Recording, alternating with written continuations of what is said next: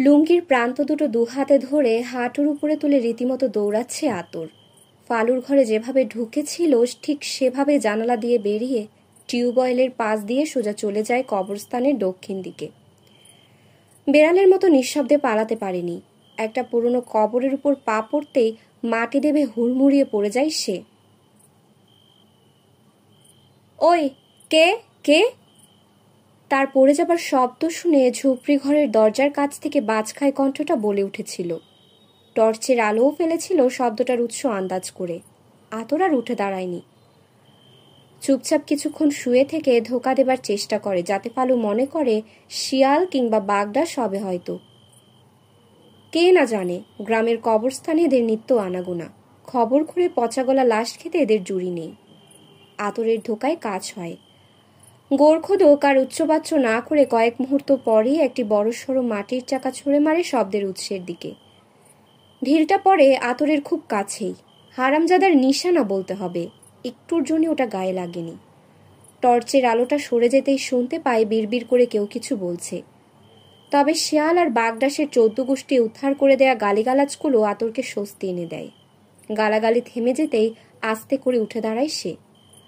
অন্ধকারে পা টিপে টিপে কবরগুলো এড়িয়ে দক্ষিণ দিকে নেমে পড়ে। ওই জায়গাটা একটু নিচু, ঝোপঝাড় আর ডোবায় ভর্তি। উপায়ন্ত না দেখে লুঙ্গিটা হাঁটুর উপরে তুলে কাদা পানিতে নেমে পড়ে সে। কবরস্থান থেকে একটু দূরে বিস্তীর্ণ ক্ষেতের কাছে আসতেই জোরে জোরে দৌড়াতে শুরু করে। মহাসড়কে আসতেই দম ফুরিয়ে গেল আতরের। পথের পাশে থেমে একটু জিরিয়ে নিল। পায়ে কাদা লেগে থাকার কারণে এখনো লুঙ্গিটা হাঁটুর উপরেই তুলে রেখেছে। অনেকক্ষণ বিরতি দিয়ে একটা দুটা বাস ট্রাক চলে গেলেও মহাসড়কে কোনো রিকশার দেখা পেল না। রাতের এ সময় টাউনে রিকশা পাওয়া কঠিন। এই সড়কে সারা রাত বসে থাকলেও পাবে না। একটু সামনে গিয়ে সড়কের পাশে ডোবা থেকে পা দুটো ধুয়ে নিল। তারপর একটু জিরিয়ে নিয়ে আবার হাঁটতে শুরু করলো সে। সড়কের এক পাশ দিয়ে হেঁটে যেতে যেতে আতরের মাথায় অনেকগুলো প্রশ্ন ঘুরতে লাগলো। ফালুর ঘরে চৌকির নিচে চাদরে মোড়া জিনিসটা কি সত্যি সত্যি লাশের কঙ্কাল ছিল, নাকি এটা তার মনের ভুল? না, সে নিশ্চিত ওটা মানুষের কঙ্কালই ছিল। কথা হলো, ওই হারামজাদা নিজের ঘরের খাটের নিচে লাশের হাড্ডিগুটি রেখে দিয়েছে কেন? আতরের মাথা আর কাজ করে না। এই প্রশ্নের জবাব তার জানা নেই, এমনকি আন্দাজ করতে গিয়েও হিমশিম খেল। পালিয়ে যাবার তাড়না বোধ করলেও সফা কিছু করার আগেই দেখতে পেল বোবা দারোয়ান তার ডান দিক দিয়ে চলে গেল সরু প্যাসেজটার দিকে। সে মোটেও তার দিকে ছুটে আসছিল না। ভাগ্য ভালো, ঝোপের আড়াল থেকে উঠে দৌড় দেবার আগেই বুঝতে পেরেছিল এটা। বোবা ভেতরের বাড়িতে চলে যাবার পর হাফ ছেড়ে বাঁচল সে। তবে নিশ্চিত হতে পারছে না মুস্কান জুবেরি কি আসলে ঝোপের আড়ালে তার উপস্থিতি টের পেয়ে গেছে কিনা। যদি টের পেয়ে থাকে তাহলে এমন আচরণ করছে কেন?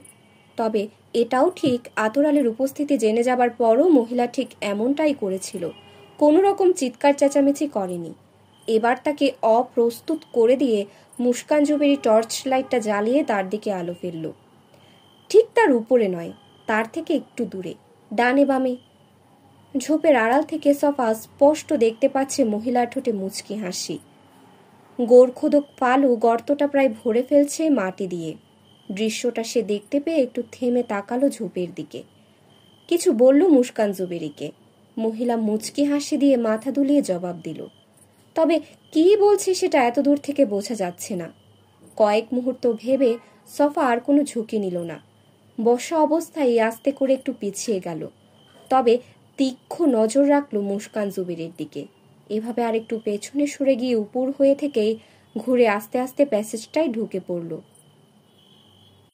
তারপর সোজা হয়ে দাঁড়িয়ে দ্রুত পা চালিয়ে বাড়িটার পেছন দিককার আঙিনার কাছে চলে গেল সে। মাত্র কয়েক গজ সামনে এগোতেই চমকে গেল। অল্পের জন্য মুখ দিয়ে অস্ফুট একটি আর্তনাদ বেরিয়ে যাচ্ছিল প্রায়। কয়েক মুহূর্ত জমে রইল বরফের মতো। তার সামনে মাত্র 10 গজ দূরে পাকা আঙিনার উপরে এক তরুণী বসে আছে। তার পাশে পিতলের থালা, তাতে কিছু খাবার আর পানি পাত্র। মৃদু চাঁদের আলোতেও চকচক করছে ও দুটো। মেয়েটা বিন্দুমাত্র না চমকে পিটপিট করে তাকিয়ে আছে তার দিকে। সফা ভোরকে গিয়ে আস্তে করে কয়েক পা পিছিয়ে গেল। মেয়েটা অন্ধকারে তাকে চিনতে পারছে না, কিন্তু বোঝার চেষ্টা করছে। এক পা দুপা করে বেশ কিছুটা পেছিয়ে গিয়ে একটা ঝোপের আড়ালে লুকিয়ে পড়ল সে। ভালো করেই জানি এরপর কি হবে। মুস্কান জুবেরি যেটা করেনি এই মেয়ে সেটাই করবে। তার স্বরে চিৎকার দিয়ে চোর চোর বলে চেঁচিয়ে উঠবে এখনই। কিন্তু তাকে অবাক করে দিয়ে মেয়েটা কিছুই করল না। গাছের আড়াল থেকে আস্তে করে উকি মেরে দেখল সফা। দৃশ্যটা তাকে বিস্মিত করল আরেকবার। আঙিনায় বসে থাকা তরুণী আপন মনে মাথার চুলে বিলি কাটছে আর গুনগুন করে কোনো লোকজ গান গাইছে, যেন একটু আগে সে কিছুই দেখেনি। গাছের আড়ালে বিস্ময় ভরা দৃষ্টিতে চেয়ে রইল সে। টের পেল তার গা কাটা দিয়ে উঠেছে। চোখের সামনে ভূত দেখলেও এতটা ভয় পেত কিনা সন্দেহ।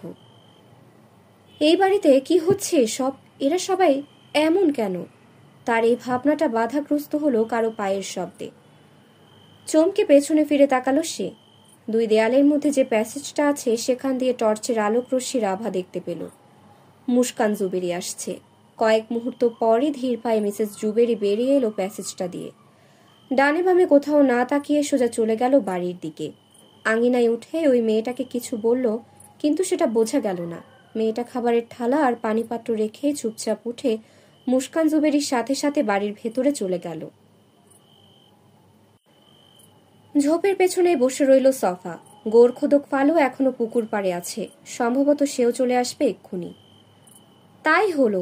2-3 মিনিট পরেই ওখানে আলোর বন্য বইয়ে দিয়ে বেরিয়ে এলো একজন। ফালুর এক হাতে সেই গ্যাস বাতি, অন্য হাতে গামছা। ওটা দিয়ে মুখে গলায় ঘাম মুছতে মুছতে জমিদার বাড়ির দিকে এগিয়ে যাচ্ছে। এখন তার গায়ে একটা শার্ট চাপানো। সম্ভবত ওটা খুলেই মাটি খোঁড়া আর ভরাটের কাজ করছিল। কাজ শেষে আবার পরে নিয়েছে। ফালু ঝোপটা অতিক্রম করতেই হাফ ছেড়ে বাঁচল সফা। এখন জোর পুকুরটার পাশ দিয়ে এ বাড়ির বাইরে যাবার চেষ্টা করবে সে। তার ধারণা ওদিক দিয়ে অবশ্যই বের হবার কোনো রাস্তা আছে। হয়তো তাকে আবারও দেয়াল টপকাতে হবে। হাইজেক বাতিটা আঙিনায় রেখে খাবারের থালার পাশে বসে হাতের গামছা দিয়ে মুখ আর গলা মুছতে লাগলো ফালু।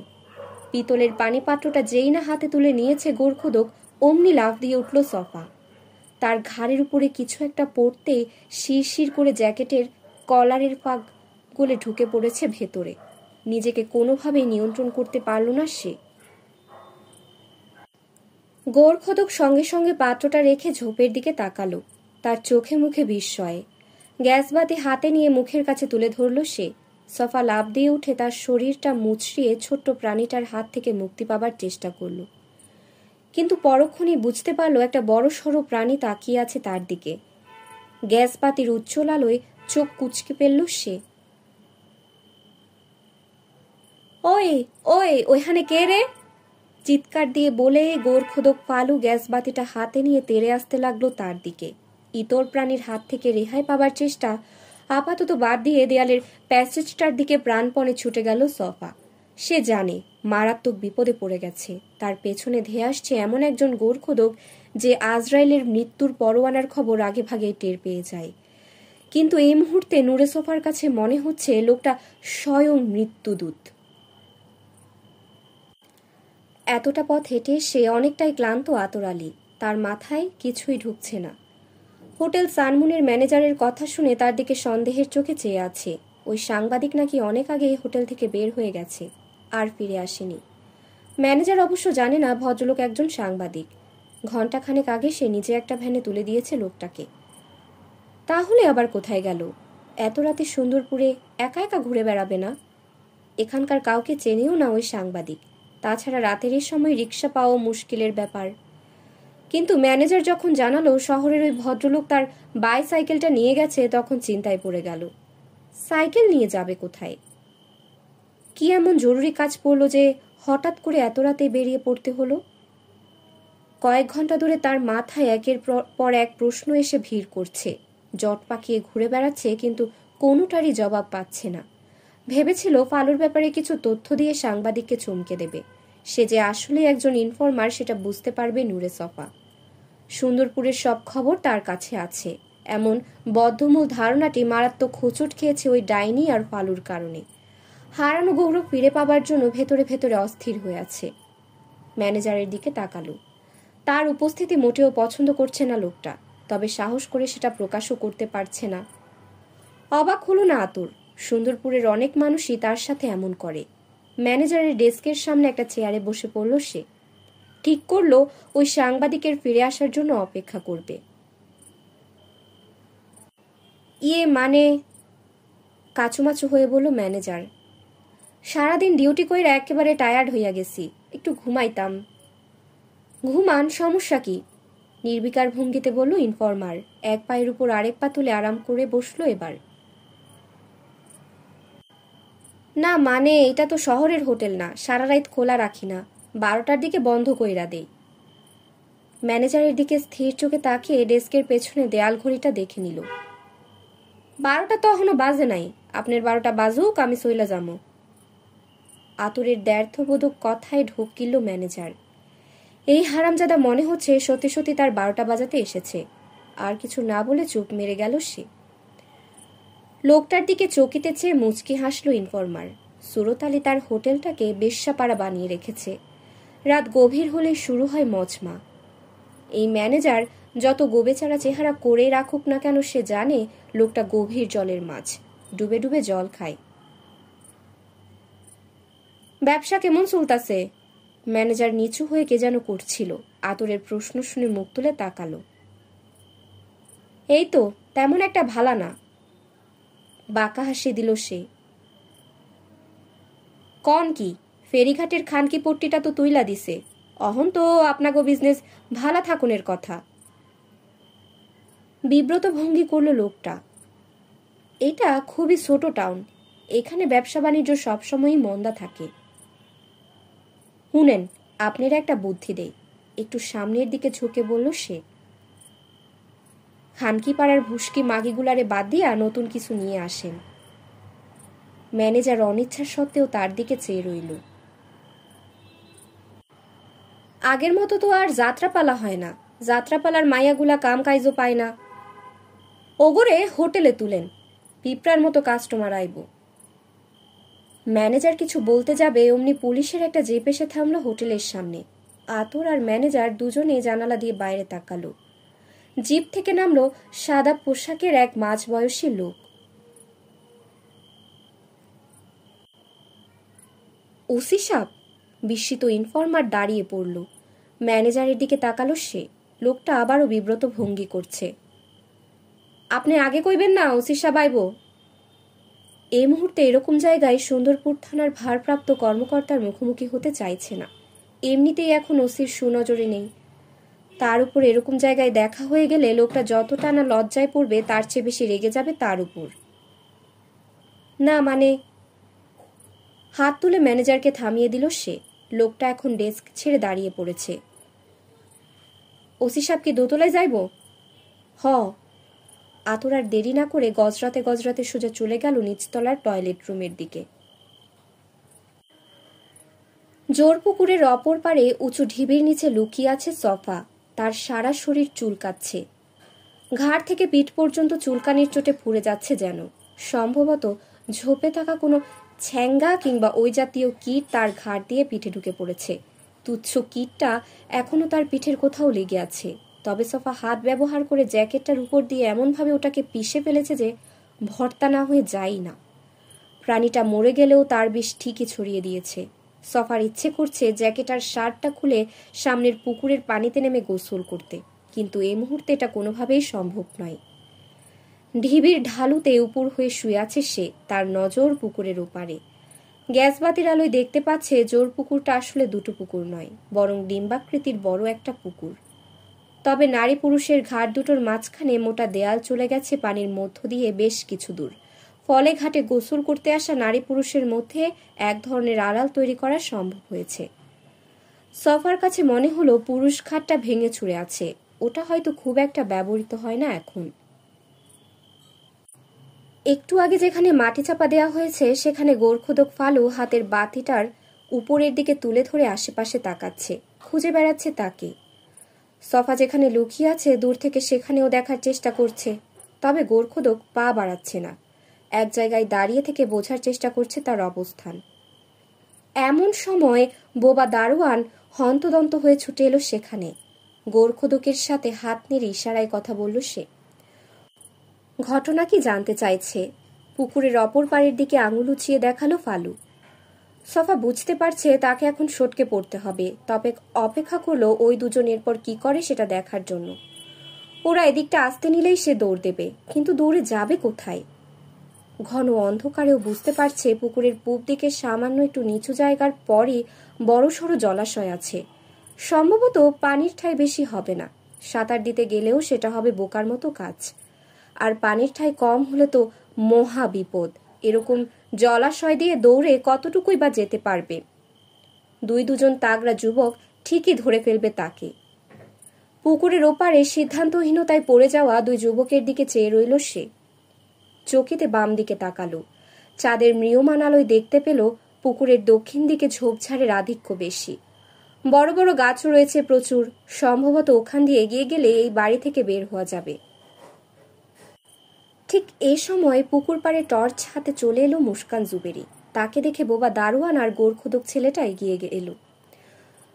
দূর থেকে ওদের কোনো কথাই বুঝতে পারছে না সফা, এমনকি শরীরী ভাষাটাও পড়তে হিমশিম খাচ্ছে। তবে ফালু আর দারোয়ান কেন তাকে ধরার জন্য এদিকটায় না এসে পুকুর পাড়ে দাঁড়িয়ে আছে সেটা তার মাথায় ঢুকছে না। সফাকে আরো বেশি বিস্মিত করে দিয়ে বোবা আর গোরখোদক চুপচাপ ভেতরের বাড়িতে চলে গেল। মুস্কান জুবেরি টর্চ হাতে কয়েক মুহূর্ত দাঁড়িয়ে রইল সেখানে। তার স্থির দৃষ্টি ঠিক সেখানে নিবদ্ধ যেখানে সফা লুকিয়ে আছে। তারপরই ঘুরে চলে গেল মহিলা। বলতে গেলে 5 মিনিটের মতো বিবশ হয়ে রইল সে। মুস্কান জুবেরি সহ জমিদার বাড়ির কারোর আচরণ বোধগম্য হচ্ছে না তার কাছে। এরা কি স্বাভাবিক মানুষ? ওরা বাড়ির ভেতর চলে যাবার পর শুনশান নীরবতা নেমে এলো জোর পুকুর পাড়ে। যেভাবে ছিল সেভাবেই পড়ে রইল সে, যেন ঘোরের মধ্যে চলে গেছে। তাকে যে এখন পিতৃ প্রদত্ত জীবনটা নিয়ে এখান থেকে পালাতে হবে সে খেয়াল নেই। তার ঘোর কাটলো অদ্ভুত এক শব্দে। চমকে পেছন ফিরে তাকালো। পেছনের জলাভূমিতে কিছু একটা নড়ছে। মাছ সম্ভবত। মুস্কান জুবেরি যে বিভিন্ন ধরনের কৃষিজ ফলনের সাথে জড়িত এটা সে জানে। খেতে শাকসবজি, ফলমূল আর পুকুরে মাছ চাষ করে। এমনকি নিজের বাগানের এক পাশে ঔষধি গাছের সংগ্রহ রয়েছে তার। বিপুল জমির প্রায় সবটাই কাজে লাগিয়েছে মহিলা। কিন্তু তার পেছনে যে প্রাকৃতিক জলাশয়টি আছে ওখানে নিশ্চয়ই মাছ চাষ করা হয় না। ওরকম মুক্ত জলাশয়ে মাছ চাষ করবে কোন বোকা?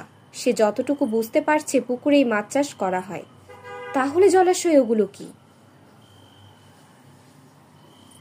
সফা আস্তে করে ঢালু দিয়ে নিচে নেমে গেল।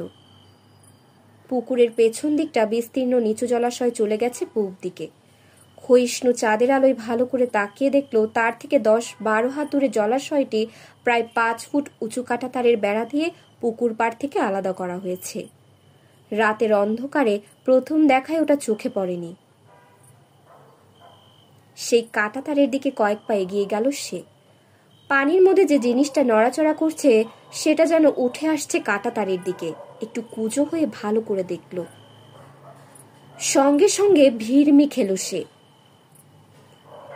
এগুলো কি? সুরত আলীর 5 স্টার হোটেলের টয়লেটে কয়েক মিনিট থেকেই আতরের বমি হবার জোগাড় হলো।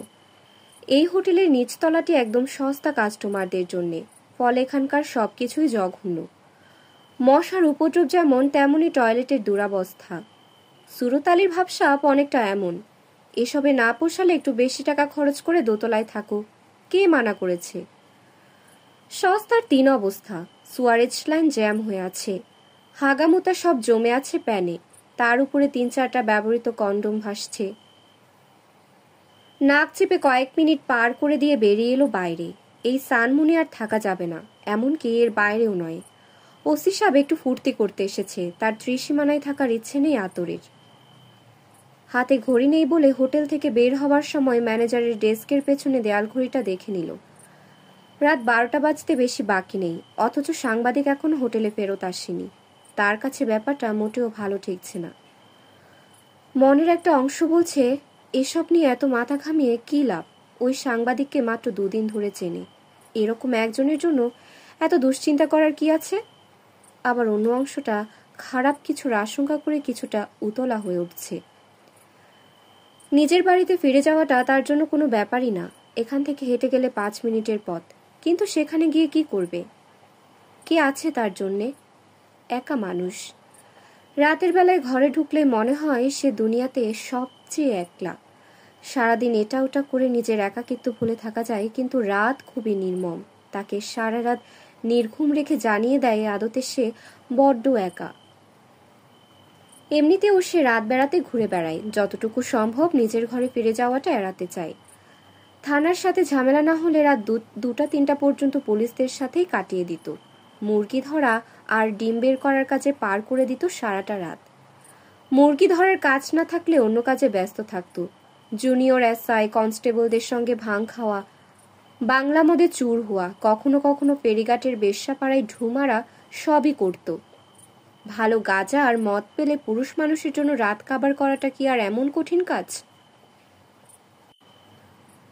তবে আতর একটা জিনিস কখনো খায় না, ফ্যান্সিডিল। হতে পারে সে খুবই নগণ্য মানুষ, তাই বলে কাশির সিরাপ খেয়ে নেশা করবে? এসব ভাবতে ভাবতে হঠাৎ থমকে দাঁড়ালো সে। সম্বিত ফিরে পেয়ে দেখল পেছন থেকে কেউ তার নাম ধরে ডাকছে। এত রাইতে কই যাও? ফিরে তাকাতেই রহমান মিয়া বলল তাকে। তুমি এত রাইতে কই থেকে আইলা? একটু অবাক হয়ে জিজ্ঞেস করলো আতর। রহমান মিয়া সাধারণত রাত 10টার পরই তার চায়ের দোকান বন্ধ করে দেয়। অনেক সময় 11টা পর্যন্ত খোলা রাখে, কিন্তু কখনো 12টা পর্যন্ত নয়।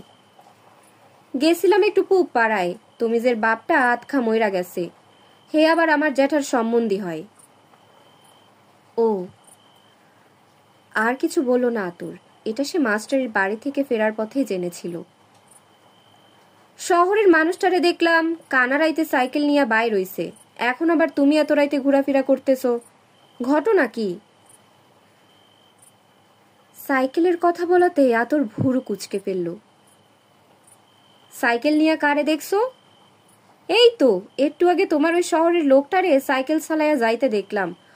প্রথমে তো সিনবারই পারি নাই, পরে মুখটা দেখা সিনবার পারলাম। ইনফরমারের মনে আর কোনো সন্দেহ রইল না। রহমান মিয়া নূরে সফারে দেখেছে। আমি দোকান বন কইরা তুমিজের বাপের খবরটা দিতে গেছিলাম মুকলেস আর ব্যাপারীরে। ওগরে খবর দিয়া ফিরাহনের সময় দেখলাম ওই লোক সাইকেল চালাইয়া যাইতাছে। কই যাইতাছিল?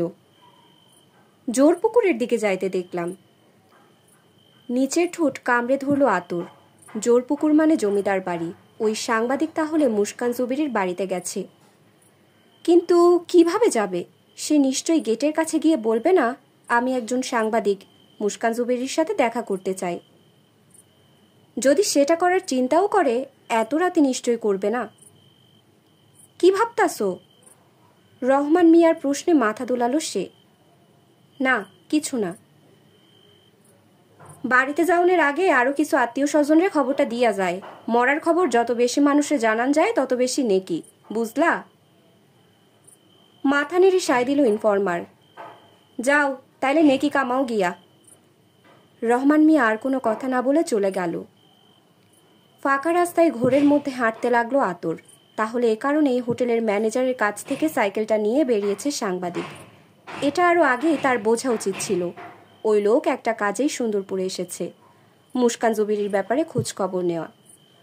সুতরাং সে যদি কোনো কারণে কোথাও গিয়ে থাকে তবে সেটা ওই মহিলার ব্যাপারেই হবে। আর কিছু না ভেবে হাঁটার গতি বাড়িয়ে দিল সে।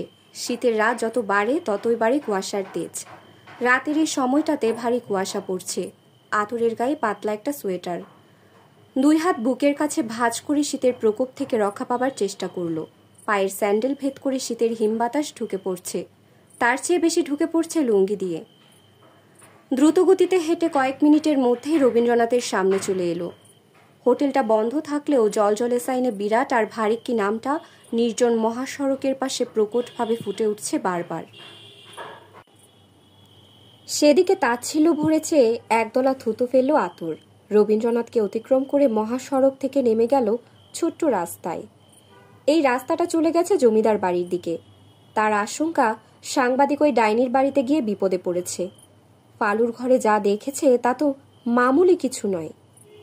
এরকম একটা ছেলে যে কিনা কবর থেকে লাশ তুলে নিজের ঘরের মাটির নিচে রেখে দেয়, তার সাথে মুস্কান জুবেরির যে সম্পর্কই থাকুক সেটা নিশ্চয়ই ভালো কিছু নয়।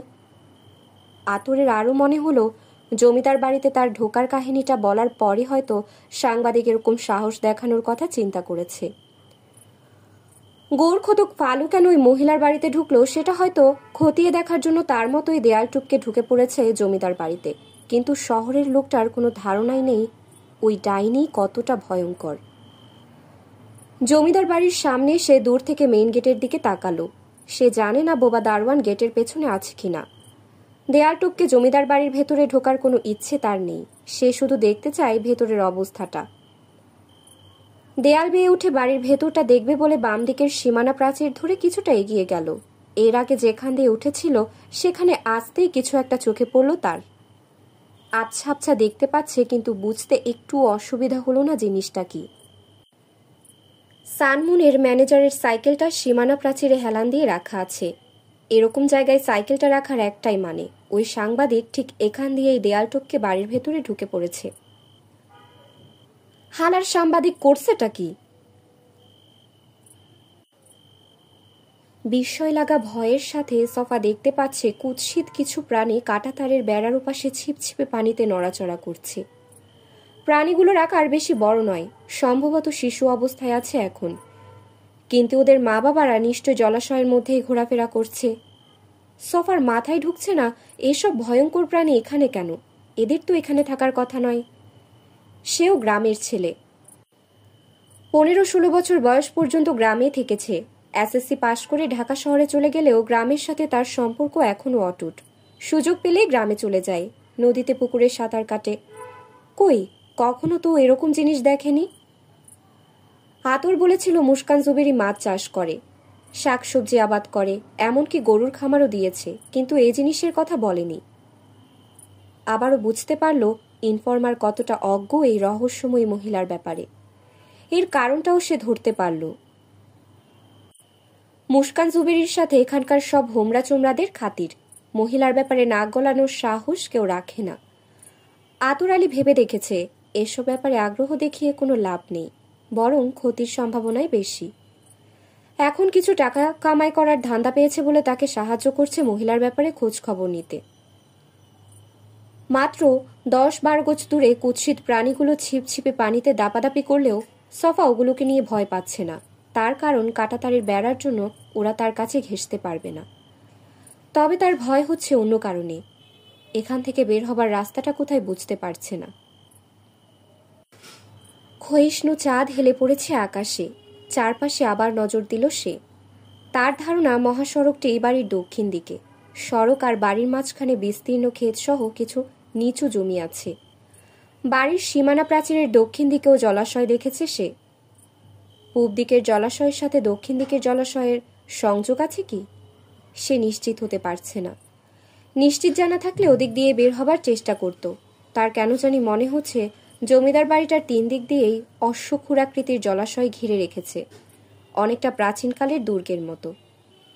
দিল্লির লালকেল্লার 3 দিকেও এরকম পরিখা খনন করা আছে। মুঘল জমানায় ওইসব পরিখা তুল্য জলাশয়ে দানবাকৃতির কুমির ঘুরে বেড়াত, একটা প্রাকৃতিক নিরাপত্তা বর্ম। জমিদার অলোক বসুর বাড়িটিও ঠিক সেভাবে নিরাপদ করে রাখা হয়েছে।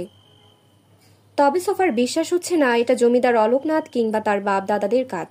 তার দৃঢ় বিশ্বাস রহস্যময়ী মুস্কান জুবেরি বাড়ির 3 দিকে ঘিরে থাকা জলাশয়ে কুমির চাষ শুরু করেছে নিশ্চিত্র নিরাপত্তা গড়ে তোলার জন্য। হয়তো বাড়িটার চারপাশে নিচু ভূমি কিংবা জলাশয় ছিল আগে থেকেই, মহিলা ওটার সদ্ব্যবহার করেছে মাত্র। ভালো করে তাকালো চারপাশে। পশ্চিম দিক বাদে জোরপুকুরের 3 দিকেই উঁচু ঢিবি দিয়ে ঘেরা। গ্রামের ছেলে হিসেবে সফা জানে এটা করা হয় বন্যার হাত থেকে পুকুরকে রক্ষা করার জন্য, বিশেষ করে নিচু জমি যেগুলো বন্যার পানিতে তলিয়ে যায়, সেখানকার পুকুরের চারপাশ এভাবে উঁচু ঢিবি দিয়ে সুরক্ষিত করা হয়। জমিদার বাড়িটি বেশ উঁচুতে বানানো হয়েছে বলে জোরপুকুরের পশ্চিম দিকটায় ঢিবি দেবার দরকার পড়েনি। পুকুর পাড়ের 3 দিকে সারি সারি নারিকেল, সুপারি সহ আরো অসংখ্য গাছে ঘেরা। সফা পুকুর পাড়ের ঢালের নিচ দিয়ে এগোতে লাগলো। তার বাম দিকে সমান্তরালে কাঁটাতারের বেড়া চলে গেছে। ওপাশের প্রাণীগুলো এখনো দাপাদাপি করছে অল্প পানিতে। পুকুরের দক্ষিণ দিকটা ঘন গাছপালায় পরিপূর্ণ, ঝোপের সংখ্যাও বেশি। দেখে মনে হচ্ছে এই অংশটা পরিত্যক্ত কোনো জায়গা। অন্ধকারে দেখতে পেল কালচে একটা ঢিবি পুকুর পাড় থেকে দক্ষিণ দিকে হেলে আছে। খুব কাছে যেতেই চোখ পড়ল গাছগাছালির ফাঁকে ভগ্নপ্রায় একটা দালান। ভালো করে তাকালো সে, বুঝতে পারল একটা পুরনো মন্দির। এটা তার আগেই বোঝা উচিত ছিল। এরকম জমিদার অবশ্যই বাড়ির চৌহদ্দির মধ্যে মন্দির বানাবে, এরাও তাই করেছে। তবে দীর্ঘদিন অযত্নে থেকে মন্দিরটা এখন ভগ্নস্তূপ ছাড়া আর কিছু না। সেই ভগ্নস্তূপের চারপাশে বেড়ে উঠেছে আগাছা, ঝোপঝাড়, এমনকি বড় বড় গাছগাছালি। যুদ্ধের পর জমিদারের সব সম্পত্তি বেহাত হয়ে যাওয়ার কারণে মন্দিরটা আর ব্যবহার করা হয়নি সম্ভবত। আর মুস্কান জুবিরি কয়েক বছর আগে বাড়িটা রেস্টোরেশন করলেও মন্দিরের কিছু করেনি। যে মন্দিরে নিয়মিত প্রার্থনা করা হবে না, সেটা অচিরেই বেহাল দশায় পরিণত হবে। ভগ্নস্তূপটার সামনে শুধু ঝোপঝাড়ই গজায়নি, বড় বড় গাছপালা জন্মে প্রায় ঢেকে রেখেছে স্থাপনাটি। মাথার উপরে ঝুঁকে আসা গাছের ডালপালা আর ঝোপঝাড় সরিয়ে ভগ্নপ্রায় মন্দিরের ভেতরে ঢুকে পড়ল সে। সাপখড়ির ভয় করছে না শীতকাল বলে। এ সময় ওইসব জঘন্য আর বিপজ্জনক প্রাণীরা শীত নিদ্রায় থাকে। একটা শিব মন্দির, আকারে বেশ ছোট। ফলার মতো তীক্ষ্ণ চূড়াটা ভেঙে যাওয়ায় চেনা যাচ্ছে না। ভেতরের ছোট কক্ষটি আগাছা আর মাটিতে পরিপূর্ণ। স্থাপনাটির একপাশ দিয়ে সাবধানে পা ফেলে ফেলে সফা চলে এলো বিপরীত দিকে। হতাশ হয়ে দেখতে পেল এটাই আসলে মন্দিরের সম্মুখ ভাগ, আর তার সামনে জলাশয়। নিচু এই জলাশয় চলে গেছে ডানে বামে আর সামনের দিকে। মন্দিরের সামনের দিকে জলাশয়টি কচুরিপানায় পরিপূর্ণ। খালি চোখে দেখতে পাচ্ছে না পুকুরের পূব দিকের জলাশয়ের সাথে এটা মিশে গেছে কিনা। খুট করে শব্দ হতেই চমকে উঠল সে। ওই কুমিরের বাচ্চাগুলো না তো? জলাশয়টি যদি বিচ্ছিন্ন না থাকে তাহলে কুমিরগুলো এখানেও চলে আসতে পারে যে কোনো সময়। দ্রুত ভাঙা মন্দির থেকে বের হবার জন্য যেই না ঘুরে দাঁড়িয়েছে, অমনি সফার গায়ে কাটা দিয়ে উঠল। সামনের ঝোপের মধ্য থেকে একজোড়া জলজলে চোখ চেয়ে আছে তার দিকে। আতর আলী সাইকেলের সিটের উপর থেকে নেমে পড়েছে দ্রুত। এখন দেয়ালের নিচে বসে আছে ঘাপটি মেরে। একটু আগে দেয়ালের উপর দিয়ে দেখছিল বাড়িটা কেমন শুনশান।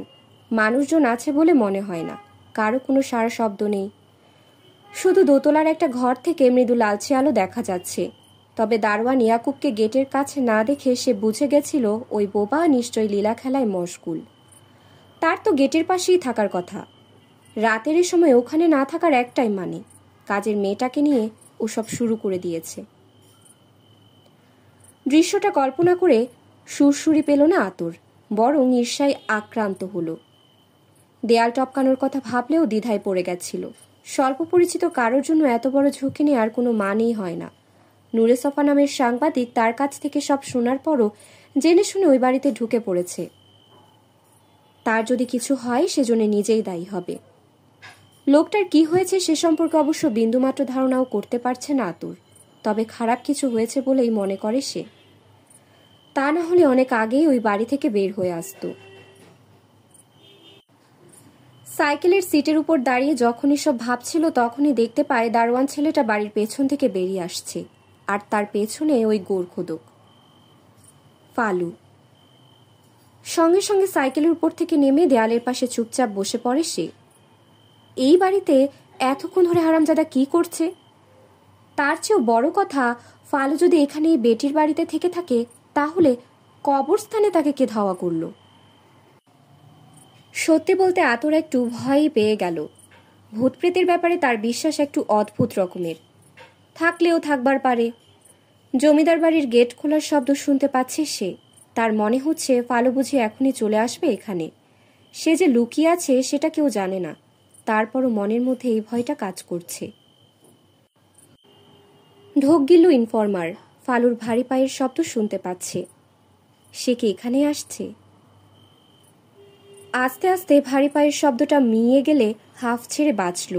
তার পকেটে ফোন আছে, 5-6 টাকার মতো ব্যালেন্সও আছে, কিন্তু সাংবাদিককে ফোন দিতে পারছে না। ওসির হাতে চড়থাপ্পড় খাবার সময় ফোনটা তার হাতে ছিল, ছিটকে মাটিতে পড়ে ডিসপ্লেটা নষ্ট হয়ে গেছে। এখন শুধুমাত্র ইনকামিং ফোন রিসিভ করতে পারে। টাউনের এক মোবাইল মেকানিককে দেখিয়েছিল। দুর্মুখ ছেলেটা বলেছে টাকা খরচ করে এই সস্তা ফোন ঠিক না করিয়ে নতুন আরেকটা কিনলেই ভালো হয়। কিন্তু নতুন ফোন কিনতে যে টাকা লাগবে সে টাকা কই? থানায় যেতে পারে না বলে ইনকাম অনেক কমে গেছে, নইলে এই কানা ফোন নিয়ে কে ঘুরে বেড়ায়? কি করবে বুঝতে না পেরে কয়েক মুহূর্ত চুপচাপ বসে রইল আতর। গাঁজার নেশা পুরোপুরি কেটে গেছে। আরেকটা স্টিক আছে পকেটে, ওটা ধরাবে কিনা বুঝতে পারল না। এমনকি এখান থেকে ফিরে যাবার সিদ্ধান্তটাও নিতে পারছে না সে। সাংবাদিক যদি ডাইনির বাড়িতে ঢুকে কোনো বিপদে পড়ে থাকে তাহলে তার কী বা করার আছে? শুধু শুধু বাড়ির আশেপাশে ঘুরঘুর করা ছাড়া। অবশেষে ঠিক করলো টাউনে ফিরে যাবে। এখানে সাইকেলটা এভাবে পড়ে থাকলে চোর বাটপাড়ের খপ্পরে পড়ে যেতে পারে।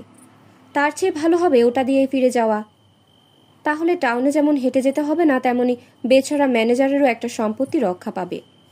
সাইকেলের হ্যান্ডেলটা যেই না ধরতে যাবে অমনি একটা কথা মনে পড়ে গেল তার। সাইকেলটা রেখে পকেটে হাত ঢোকালো সে। সফা প্রথমে ভেবেছিল ইনফরমার আতর যেরকম জলজলে চোখ দেখেছিল এই বাড়িতে ঢু মেরে সেও বুঝি ঠিক একই জিনিসের দেখা পেতে যাচ্ছে অবশেষে। কিন্তু না, তাকে কয়েক সেকেন্ডের দম বন্ধ করা উত্তেজনা থেকে মুক্তি দিল চোখ দুটোর মালিক নিজেই। লেজ গুটিয়ে হারামজাদা পালিয়ে গেল। হাফ ছেড়ে বাঁচল সে। সম্ভবত একটা শেয়াল ভগ্নপ্রায় মন্দিরে বাসা বেঁধেছে। পুকুর পাড়ে চলে এলো আবার। এখান থেকে বের হওয়াটা তার জন্য যে খুব কঠিন তা নয়।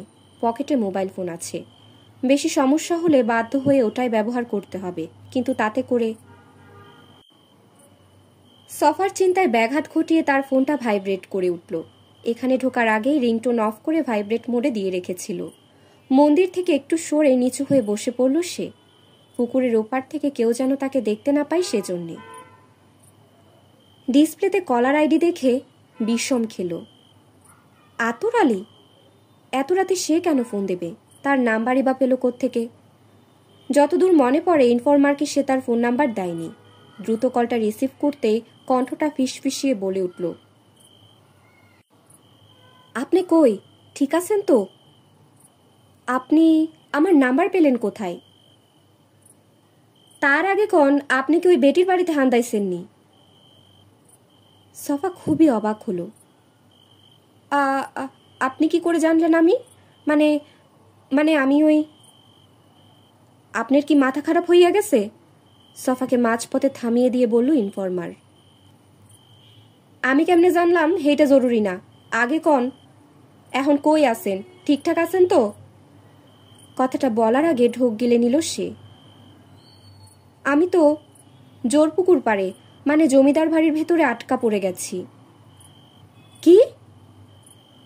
বিস্মিত আতর বলে উঠল, ওরা আপনারে আটকায়া রাখছে?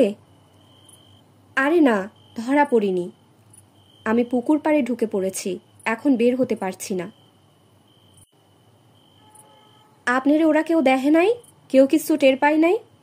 ইনফরমার খুবই অবাক। গভীর করে দম নিয়ে নিল সফা। অনেক ঘটনা আছে, সবই বলবো, তবে এখন না। আগে আমাকে এখান থেকে বের হতে হবে। এবার বলেন এখান থেকে কিভাবে বের হব? আমার ফোনে টাকা নাই, আপনি ফোন দেন। উপাস থেকে বলল আতর। ঠিক আছে দিচ্ছি। কলটা কেটে দিয়ে ইনফরমারের নাম্বারে ডায়াল করল। রিং হতেই রিসিভ করল সে। আপনি তো ঢুকছেন দেয়াল টপকাইয়া, সাইকেলের উপর উঠা না? এবার বিস্মিত হলো সফা। এই লোক এটাও জানে? কিভাবে? এখন তো ওইখান দিয়ে বাইর হইতে পারবেন না। ফালু হারামজাদা একটু আগে বাইর হইয়া গেছে। বোবারে দেখলাম গেটে আইসা বইছে। আপনি কিভাবে দেখলেন? সফার কণ্ঠে বিস্ময় সরছেই না। আমি এখন ওই সাইকেলের সামনেই আছি, একটু আগে দেওয়ালের উপর দিয়ে বাড়ির ভেতরটা দেখছি। বলেন কি? কথাটা শুনে সফা নতুন করে মনোবল ফিরে পেল। আতর চুপ মেরে রইল কয়েক মুহূর্ত। হ্যালো, আসি তো, কন। এই বাড়ির অন্য কোনো দিক দিয়ে বের হবার রাস্তা নেই? আতুর মনে করার চেষ্টা করল। বর্তমানে জমিদার বাড়ির ভেতরে কোথায় কি আছে সে জানে না। সেই ছোটবেলায় যখন বাড়িটা পরিত্যক্ত হয়ে পড়েছিল তখন তারা বন্ধুরা মিলে মাঝে মধ্যে চোর পলান্তে খেলত। সেই স্মৃতি থেকে যতটুকু জানে, বাড়ির ভেতরে জোরপুকুর আর তার 3 দিকেই রয়েছে জলাশয়। বাইরে থেকে এখনও সেটা বোঝা যায়, তবে আগের মতো গেটটা খোলা থাকে না। কোনো ভাঙা দেয়ালও নেই যে ওখান দিয়ে বের হওয়া যাবে। মহিলা এই বাড়িটাকে শুধু মেরামতি করেনি, একেবারে দুর্গের মতো বানিয়ে ফেলেছে। আপনি সাঁতার জানেন? কয়েক মুহূর্ত পর জিজ্ঞেস করল সে। জানি, কেন? পুকুরের দক্ষিণ দিকে যে ডোবাটা আছে ওইটা সাঁতরাইয়া পার হইতে পারবেন না? পানি কইলাম খুব বেশি নাই, কসুরি পানা দিয়া ভৈরা আছে। দীর্ঘশ্বাস ফেলল সফা। ইনফরমারকে কিভাবে খুলে বলে ওই ডোবাতে ভয়ঙ্কর সব প্রাণী ঘুরে বেড়াচ্ছে? ওখান দিয়ে সাঁতরে যাওয়া যাবে না, অন্য কোনো উপায় আছে কিনা বলেন। কেন, ওইখান দিয়ে সমস্যা কি? অনেক সমস্যা আছে। ওখান দিয়ে আমি কেন, কেউই সাঁতরে পার হতে পারবে না। কোন কি? বোঝাই যাচ্ছে ইনফরমার অবাক হয়েছে কথাটা শুনে। আর কোনো উপায় নেই? একটু খাড়ান, ফিসফিসিয়ে বলল আতুর। কি হয়েছে? চাপা কণ্ঠে জানতে চাইল সফা। একটা গাড়ি এসে থামছে গেটের সামনে। কি? আতকে উঠল সফা। পুলিশ নাকি? হতে পারে মহিলা নিজে কিছু না করে পুলিশ ডেকে এনেছে। এজন্যে কি তাকে বাড়ির মধ্যে পেয়েও কিছু করেনি মুস্কান জুবেরি? ফোনটা কানে চেপে রেখে আতর দেয়ালের সাথে পিঠ দিয়ে দাঁড়িয়ে আছে। জমিদার বাড়ির সামনে একটা গাড়ি এসে থেমেছে এইমাত্র। হেডলাইট দুটোর উজ্জ্বল আলোয় আলোকিত হয়ে আছে মেন গেটের সামনের অংশ। দারোয়ান গেটের তালা খুলে দিচ্ছে। একটু পরই ঘর ঘর শব্দ করে ভারী গেটটা খুলে গেল। আরে না, পুলিশ না, ফোনের অপর প্রান্তে থাকা সফাকে বলল সে। বেটির মালগাড়ি। কাভার্ড ভ্যানটা এখনও হেডলাইটের আলো জ্বালিয়ে রেখেছে। মেন গেটটা পুরোপুরি খুলে গেলে আস্তে করে ভেতরে ঢুকে পড়ল ওটা। গাড়ি ঢুকে যাবার পরও দারোয়ান গেটটা টেনে পুরোপুরি লাগালো না, একটু ফাঁক করে রাখল। মালগাড়ি? ফোনে বলে উঠল সফা। হ, বেটির এই গাড়িটা হোটেলের মালপত্র টানে। আতুরের চোখ মেইন গেট থেকে সরছে না। একটু দূর থেকে দেখলেও সে বুঝতে পারল গেটটা পুরোপুরি বন্ধ করা হয়নি। ওই গেটটা কইলাম খোলা আছে এখন, আপনি চান্স নিবার পারেন। অপর প্রান্তে সফা অবাক হলো। গেট খোলা আছে কেন? গাড়িটা আবার বাইর হইব একটু পর। আতর এটা জানে। এর আগেও রাতের বেলা এখান দিয়ে যাতায়াতের সময় দেখেছে এই গাড়িটা বাড়ি থেকে বের হচ্ছে। কৌতূহলী হয়ে সে পরদিনই মুস্কান জুবেরির হোটেলের এক বাবুর্চির কাছে জানতে চেয়েছিল। ওই লোকটার সাথে বেশ ভালো খাতির ছিল তার। গত বছর সে হোটেলের চাকরি ছেড়ে টাউনের শেষ মাথায় নিজেই একটা হোটেল দিয়ে বসে, কিন্তু ডাইনিটার মতো সুস্বাদু আর জাদুকরি খাবার বানাতে পারেনি। সেই লোক আতরকে বলেছিল মাঝরাতে জমিদার বাড়ি থেকে পরদিনের সমস্ত মাল মশলা আর কাঁচা খাবার নিয়ে আসা হয়। ওই গাড়িটা মালপত্র নিয়া ধরেন 15-20 মিনিটের মধ্যে বাইর হইয়া যাইব। ফোনের অপর প্রান্ত থেকে কোনো কথা ভেসে এলো না। সম্ভবত সাংবাদিক ভাবছে মালপত্র নিয়ে গাড়িটা চলে গেলেই বাকি। আপনি এই চান্সে বাড়ি থেকে বাইর হইয়া যান। আতর তার কথা শেষ করল। কিভাবে? আমি দেয়ালের উপরে উঠা আপনারে ডাইরেকশন দিমু। ক্যাটাই কোনখানে আছে কমু। আপনি বাউ বুঝা আগাইবেন, বুঝলেন? অপর প্রান্তে নূরে সফা কতটা বুঝতে পারল কে জানে। হ্যালো, বুঝছেন? সাংবাদিক চুপ মেরে আছে বলে তাড়া দিল সে। হ্যাঁ হ্যাঁ আছি, তড়িঘড়ি করল সফা। কিন্তু ওই মহিলা আর কাজের মেয়েটা, ওরা তো দেখে ফেলতে পারে। আপনি না কইলেন হেরা আপনারে দেখছে? আতরের মোক্ষম প্রশ্নে কয়েক মুহূর্তের জন্য জব্দ হয়ে গেল সফা। হ্যাঁ মানে তা দেখেছে, কিন্তু তাইলে আর প্রবলেম কি? জলদি বাইর হইয়া যান, আমি সাইকেলের উপরে উঠলাম। আপনি বাউ পুইঝা আগাইতে থাকেন। ঠিক আছে। আতর ফোনটা বুক পকেটে রেখে সাইকেলের সিটের উপর দাঁড়িয়ে পড়ল। দেয়ালের উপর দিয়ে তাকালো বাড়িটার ভেতরে। ফোনটা আবার ডান কানে চেপে ফিসফিসিয়ে বলে যেতে লাগলো সফাকে। গাড়িটা কইলাম বাড়ির সামনের দিকে যে দরজাটা আছে সেইখানে রাখছে।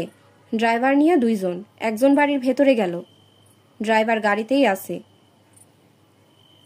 ওই বোবা ছেলেটা কোথায়? অপর প্রান্ত থেকে চাপা কণ্ঠে জানতে চাইল সফা। হ্যাঁ তো গেটে নাই, দেখাও যাইতেছে না। তীক্ষ্ণ চোখে বাড়িটার চারপাশে তাকালো ইনফরমার।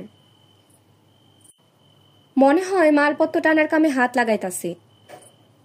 কয়েক সেকেন্ড পরই তার কথার সত্যতা পাওয়া গেল।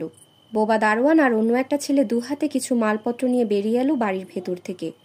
কাভার্ড ভ্যানের পেছনের দরজা খোলাই আছে। ওরা 2 জন হাতের মালগুলো গাড়ির ভেতরে রেখে আবার চলে গেল বাড়ির ভেতরে। এই পুরো ব্যাপারটা ফোনের মাধ্যমে সফাকে জানিয়ে দিল আতর।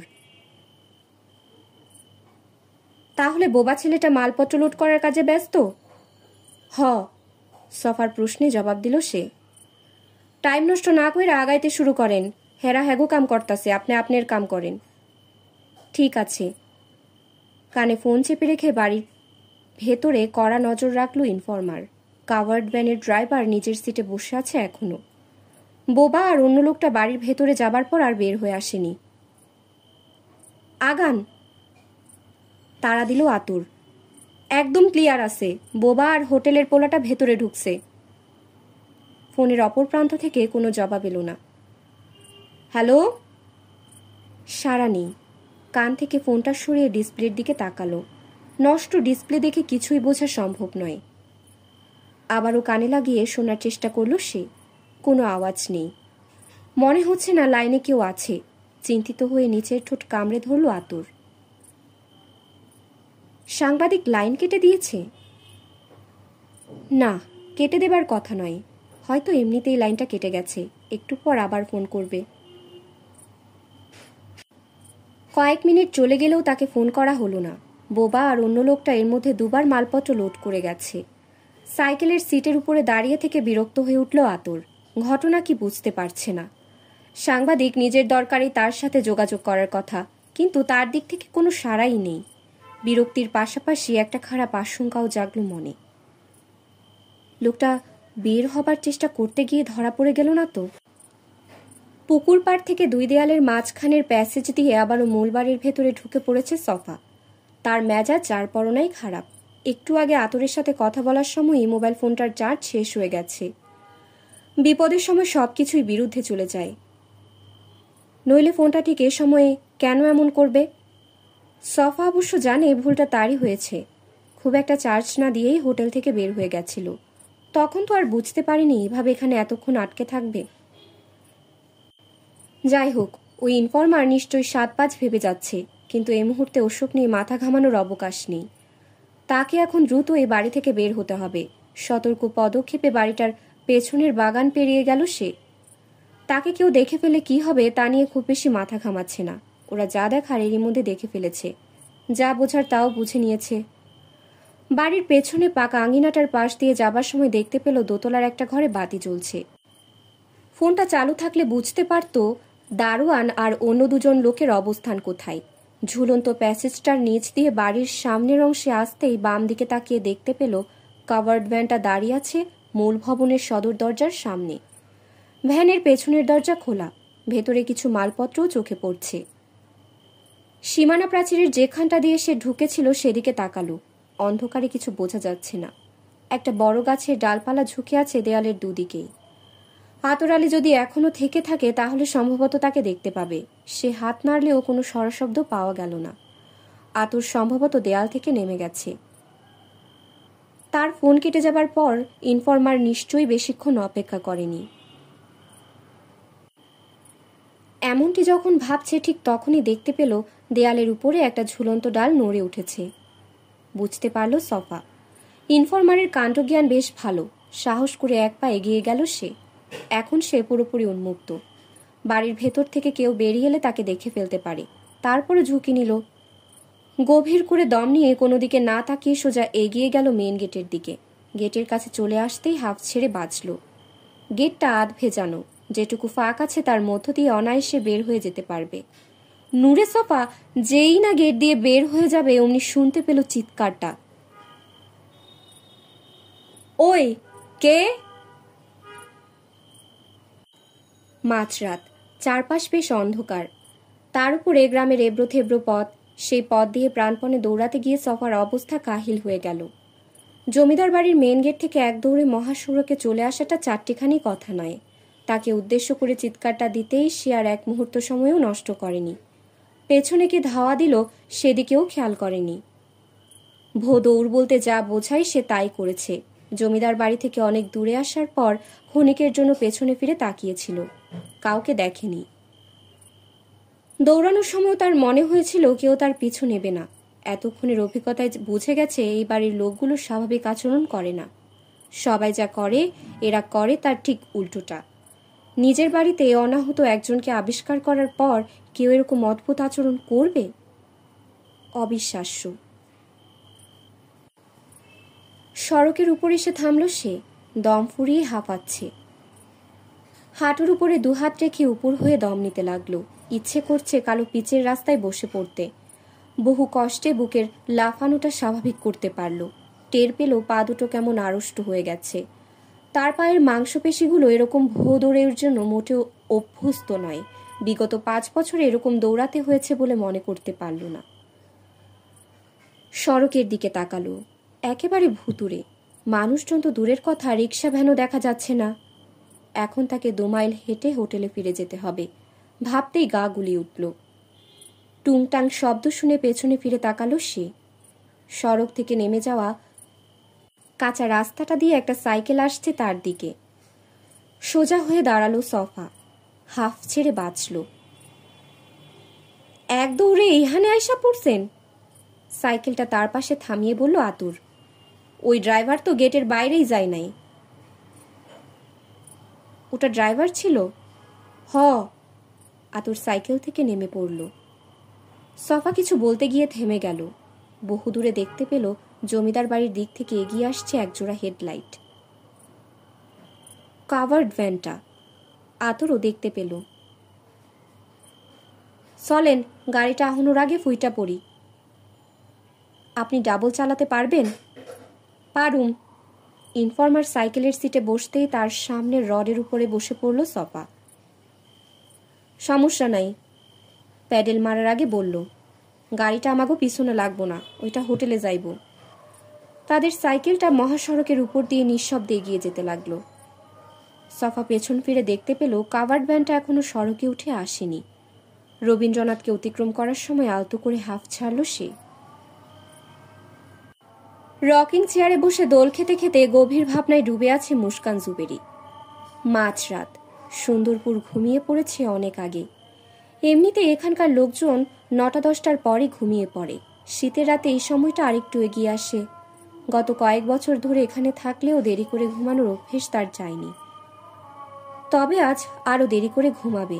এর কারণ একটা চিন্তা মাথায় গেড়ে বসেছে। তার বাড়িতে অনাহতভাবে একজন ঢুকে পড়েছিল আজ। এমন নয় যে এরকম ঘটনাই প্রথম ঘটল। সুন্দরপুরে তার আগমনের পর থেকে 4-5 বার এমন ঘটনা ঘটেছে, আর প্রতিবারই সে মোকাবেলা করেছে ভিন্নভাবে। এর ফলে কাজও হয়েছে দারুণ। ওই লোকগুলো আর এই বাড়ির চৌহদ্দির মধ্যে ঢোকার সাহস করে। ওরা সবাই ছিল গ্রামের কৌতূহলী মানুষ, যাদের কাছে তার মতো একজন মেয়ে মানুষ স্বাভাবিক কারণে আগ্রহের বিষয় হয়ে ওঠে। কিন্তু আজকের লোকটা সেরকম কেউ নয়। এ ব্যাপারে সে পুরোপুরি নিশ্চিত। লোকটাকে সে আগেই দেখেছে রবীন্দ্রনাথে। মানুষের কৌতূহলী দৃষ্টি তার চোখ এড়ায় না। এক ঝলক লোকটার চোখ দেখেই সে বুঝে গেছিল নিছক খাওয়া দাওয়ার উদ্দেশ্যে সে আসেনি। এখন প্রমাণিত হলো তার ধারণাই ঠিক। সত্যি বলতে এরকম ঘটনার জন্য মানসিকভাবে প্রস্তুতি ছিল। লোকটাকে নিজের হাতের মুঠোয় পেয়েও সে তার মতো করেই সামলেছে। কিন্তু একটা ব্যাপার অস্বস্তি তৈরি করেছে তার মধ্যে। লোকটাকে সে জানে না, এমনকি সে নিশ্চিত হতে পারছে না তার কি উদ্দেশ্য। অবশ্য কয়েক মুহূর্তের জন্য তার মনে হয়েছিল ওই আসাদুল্লাহ বুঝি তার শয়তানি শুরু করেছে। সে তো ইনিয়ে বিনিয়ে বলেছে তাকে অসন্তুষ্ট করে সুন্দরপুরে কেউ স্বস্তিতে থাকতে পারে না। কিন্তু এখন সে নিশ্চিত ঘটনা অন্য কিছু। তার অদ্ভুত আর স্বনামখ্যাত রেস্টুরেন্টের ব্যাপারে অনেকেই আগ্রহী। তার তৈরি করা রেসিপিগুলোর গোমর নিয়েও অনেকে কৌতূহলী। কিন্তু এই লোকটাকে সেরকম কিছু বলেও মনে হচ্ছে না। খাবারের প্রতি এর তেমন আগ্রহ নেই। গভীর করে নিঃশ্বাস নিল। আগামীকালের মধ্যেই লোকটার পরিচয় আর উদ্দেশ্য জানতে হবে তাকে। বিপদের গন্ধ পাচ্ছে সে। রকিং চেয়ারের পাশে কফি টেবিলের দিকে হাত বাড়ালো। মোবাইল ফোনটা তুলে নিয়ে একটু দ্বিধায় পড়ে গেল যেন, তবে সেটা কয়েক মুহূর্তের জন্য। অবশেষে একটা নাম্বারে ডায়াল করলো।